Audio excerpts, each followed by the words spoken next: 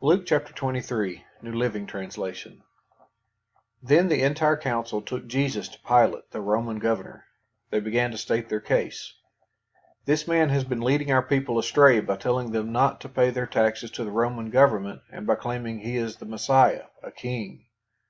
So Pilate asked him, "Are you the king of the Jews?" Jesus replied, "You have said it."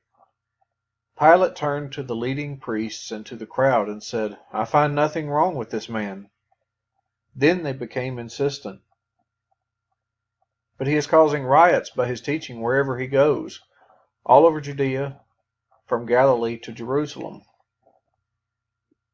"Oh, is he a Galilean?" Pilate asked. When they said that he was, Pilate sent him to Herod Antipas because Galilee was under Herod's jurisdiction, and Herod happened to be in Jerusalem at the time. Herod was delighted at the opportunity to see Jesus because he had heard about him and had been hoping for a long time to see him perform a miracle. He asked Jesus question after question, but Jesus refused to answer. Meanwhile, the leading priests and the teachers of religious law stood there shouting their accusations. Then Herod and his soldiers began mocking and ridiculing Jesus. Finally, they put a royal robe on him and sent him back to Pilate. Herod and Pilate, who had been enemies before, became friends that day. Then Pilate called together the leading priests and other religious leaders along with the people, and he announced his verdict. "You brought this man to me, accusing him of leading a revolt. I have examined him thoroughly on this point in your presence and find him innocent. Herod came to the same conclusion and sent him back to us. Nothing this man has done calls for the death penalty. So I will have him flogged, and then I will release him."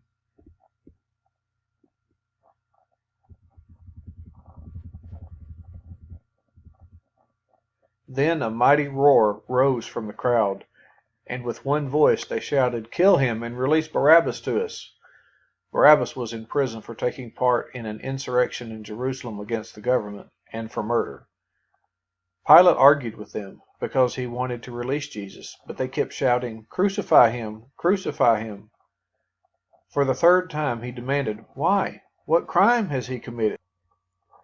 "I have found no reason to sentence him to death, so I will have him flogged, and then I will release him." But the mob shouted louder and louder, demanding that Jesus be crucified, and their voices prevailed. So Pilate sentenced Jesus to die as they demanded. As they had requested, he released Barabbas, the man in prison for insurrection and murder. But he turned Jesus over to them to do as they wished. As they led Jesus away, a man named Simon, who was from Cyrene, happened to be coming in from the countryside. The soldiers seized him and put the cross on him and made him carry it behind Jesus. A large crowd trailed behind, including many grief-stricken women. But Jesus turned and said to them, "Daughters of Jerusalem, don't weep for me, but weep for yourselves and for your children. For the days are coming when they will say, 'Fortunate indeed are the women who are childless, the wombs that have not borne a child, and the breasts that have never nursed.' People will beg the mountains, 'Fall on us,' and plead with the hills, 'Bury us.' For if these things are done when the tree is green, what will happen when it is dry?" Two others, both criminals, were led out to be executed with him. When they came to a place called the Skull, they nailed him to the cross. And the criminals were also crucified, one on his right and one on his left. Jesus said, "Father, forgive them, for they don't know what they are doing." And the soldiers gambled for his clothes by throwing dice. The crowd watched and the leaders scoffed. "He saved others," they said. "Let him save himself if he is really God's Messiah, the chosen one." The soldiers mocked him too by offering him a drink of sour wine. They called out to him, "If you are the king of the Jews, save yourself." A sign was fastened above him with these words, "This is the King of the Jews."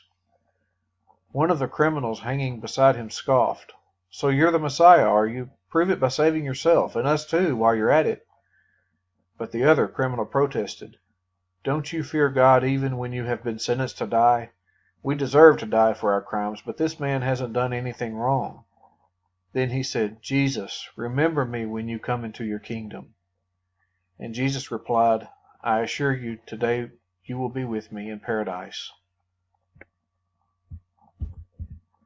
By this time it was about noon, and darkness fell across the whole land until 3 o'clock. The light from the sun was gone, and suddenly the curtain in the sanctuary of the temple was torn down the middle.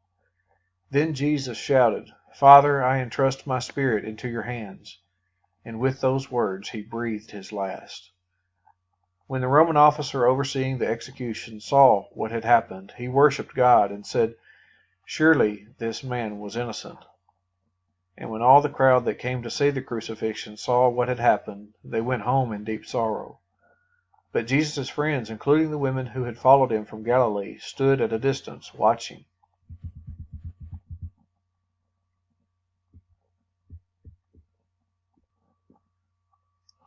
Now there was a good and righteous man named Joseph. He was a member of the Jewish High Council, but he had not agreed with the decision and actions of the other religious leaders. He was from the town of Arimathea in Judea, and he was waiting for the kingdom of God to come. He went to Pilate and asked for Jesus' body. Then he took the body down from the cross and wrapped it in a long sheet of linen cloth and laid it in a new tomb that had been carved out of rock. This was done late on Friday afternoon, the day of preparation, as the Sabbath was about to begin. As his body was taken away, the women from Galilee followed and saw the tomb where his body was placed. Then they went home and prepared spices and ointments to anoint his body. But by the time they were finished, the Sabbath had begun, so they rested as required by law.